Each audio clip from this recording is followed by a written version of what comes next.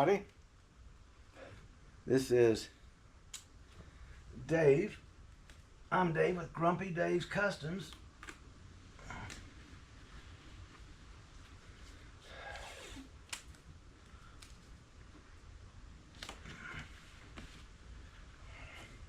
Anything I don't have to sand or clean off, I'll tape. I just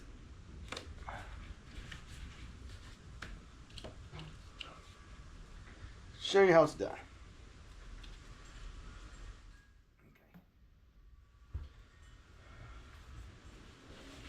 First up is we put the foam in there and we fill the void. We cut it down below the surface, cut it back at an angle around the edges. Boy, these gloves are little.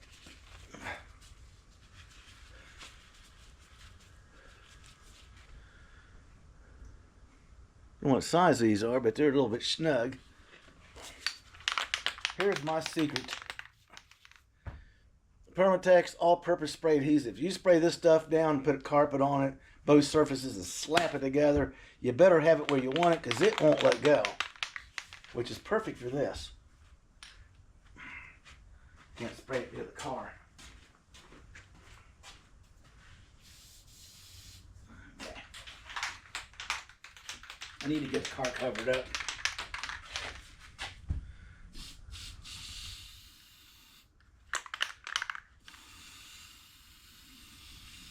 It's kind of clear, so you're not going to see a whole lot of it. If we had smelly vision, you'd definitely smell it.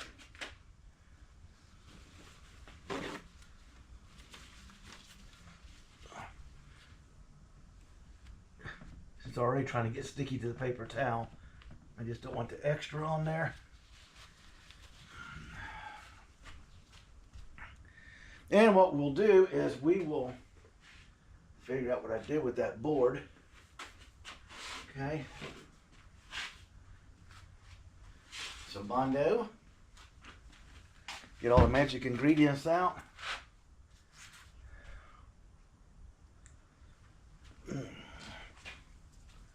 A little bit off balance today. My vertigo pill hasn't kicked in, which means when I suddenly move, I get a little bit of a high C effect. Old age is hell. They didn't tell me all this when I got this body. They didn't put it in the owner's manual.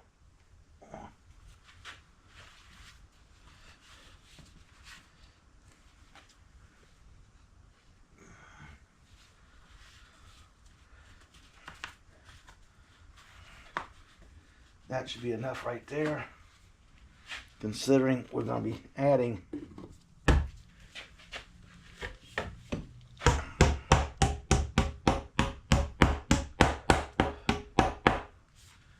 hopefully I got enough to do my repairs on the hard top. It's fiberglass.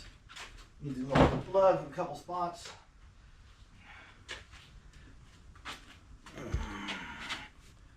Here's my go-to mixture.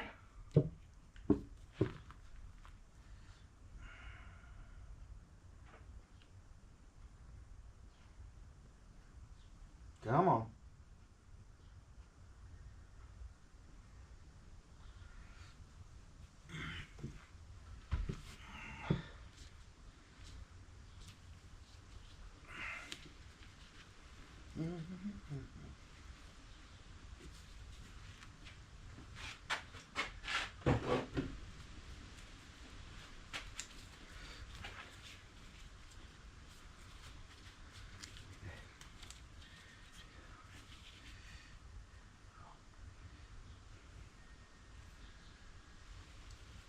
A little bit of hardener. Had some fiberglass clear hardener here. Don't know where I put it. So as I clean these benches up, I'll definitely find it.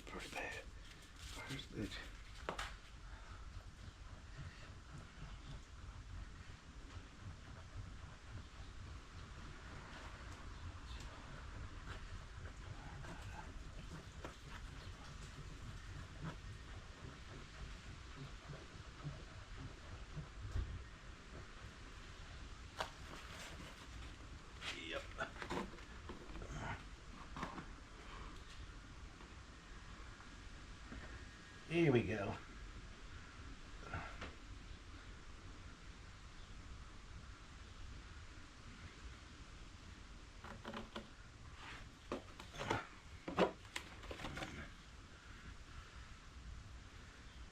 Come on, fill up all these little holes.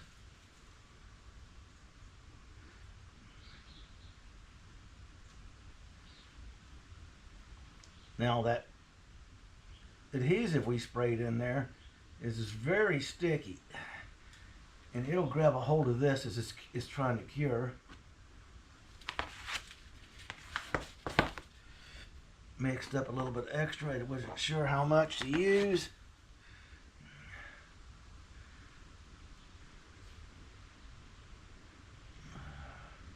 Make sure it's up to the height we need it.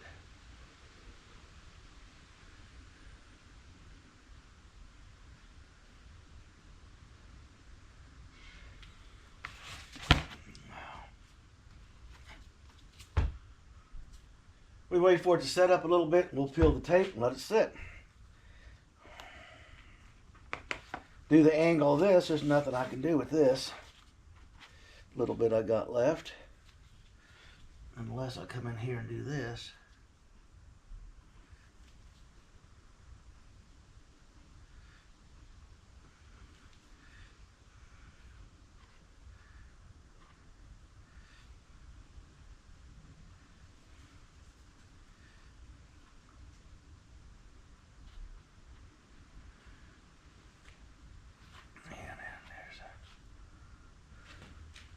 Sand mark there.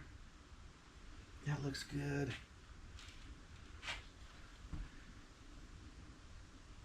Come on. Come on. Keep flowing out before you get hard.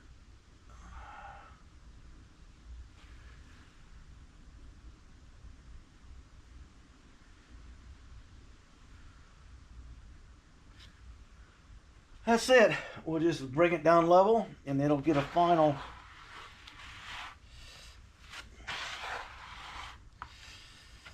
This is what I got to mix right here, like that. I got to do a wipe all the way across the top because there's a little ridge. And then that stuff gets hit with 180 and 220 to feather it down. And we should be ready to do a little hand sanding and be complete. Give me a second to clean this up.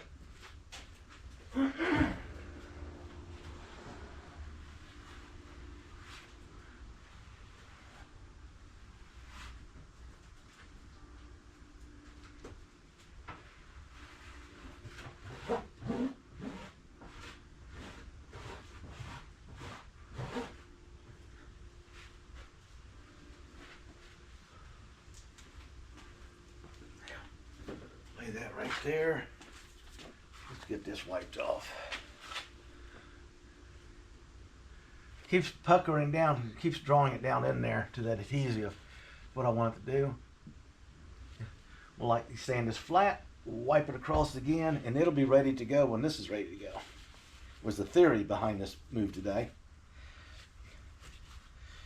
And for the ones that missed it, on here, that is a complete smaller version of what we did down here to get all this repaired.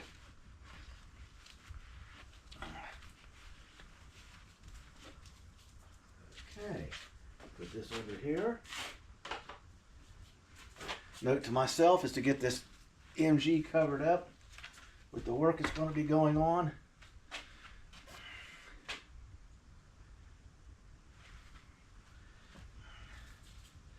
Let's see what we got here.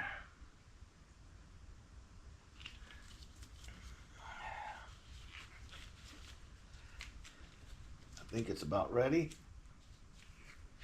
I got another video to do right behind this one. Then I got work to do. I'm shooting the videos and the work separate. Trying to shoot a video while I'm working really isn't that good a quality for what I've been watching.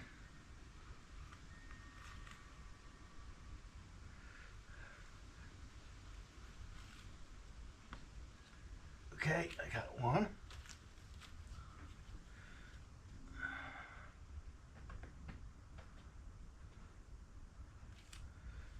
this has to come. This comes this way. And then we come this way. See how thick it is here? It'll just solidify and then we'll sand it smooth and wipe it because there's a little bit of a recess here. I want to smooth this all out as if it was never there. And that's how I do the dash. I'll explain in detail a couple tricks I used up here that you might be interested in.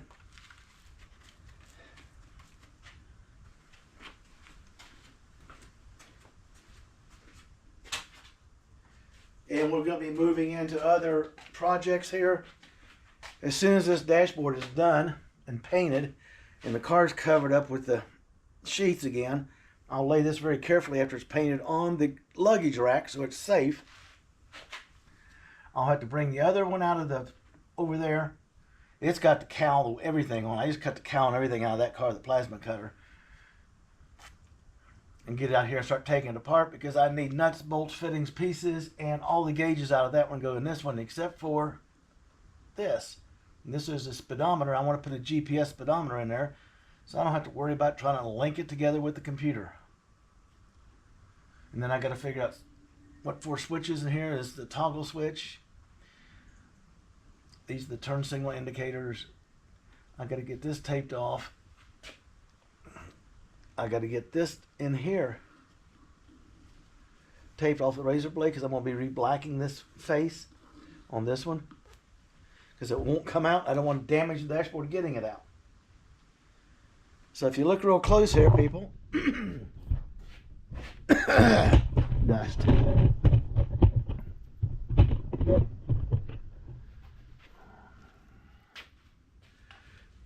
You can see this ridge where it's higher. That'll sand right off. It'll be really close. And right here, it's got a few little air pockets down below it. I sprayed that adhesive on. Now the adhesive is starting to draw this down on because of its weight and grabbing a hold of it. So when the chemical bond is done, you would have to literally dig that out. And that's what I want. I want to strengthen the bond.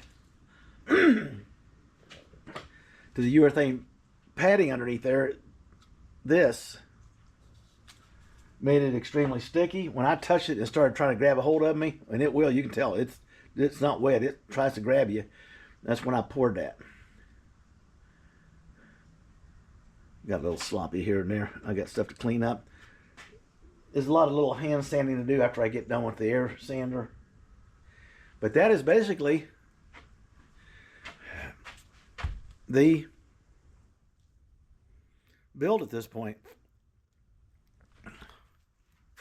We may just go ahead and sand this one now, okay, get it done, and then clean it up a little bit and flip it upside down. Then all the work I'll be doing will be on the top because I got to float a thin coat down the center because the fiberglass drew down when it hardened. It shrinks, so I got a little bit of a concave going on, and the dash is convex. It's curved outward a little bit, so I'm going to bend. I got a new one here somewhere. Anyway, I'll show you the old one.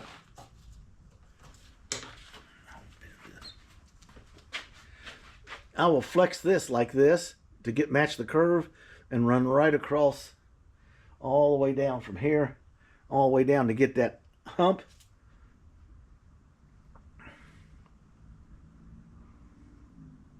And when it cures and dries and sand it down, it'll blend right in like it's never been out of the car. And it's dependable, durable, and you can clean it and bang on it, do whatever you want to. You really have to stomp it pretty hard to break it loose the way I set it in there. One part of this was so bad, I don't know if the video showed it, I literally had to wrap tape around it to hold this part in line with this part because it was disintegrated. So when I did the spray foam, and I took the little wire brush and cleaned in there and kind of cleaned out anything, brushed it out with my little brush, swept it with the vacuum cleaner, and soaked it with that 3 times, 3 light coats. I didn't soak it like I did this one. I put 3 light coats on it. And when it got to the point when I touched it, it tried to grab a hold of my glove and hang on. That's when I started mixing, and I poured the Bondo fiberglass mix onto the dashboard pad. When I'm done, this whole thing will have the same texture, same thing. It'll be in black, just like it is now. And when it's all said and done, we're going to have another project coming in here. It goes to the jalopy. I saw Rat Rod Bob do it, and it made sense, so I'm going to do it. I'll give him credit. I attended one of his Rat Rodology classes, I guess. Watched him pour bearings, bushings, to get the exact ones you need. So I started thinking, why? I looked it up. For $30, I can get enough stuff to make the bushings I need. Why am I going to spend $100 just for two?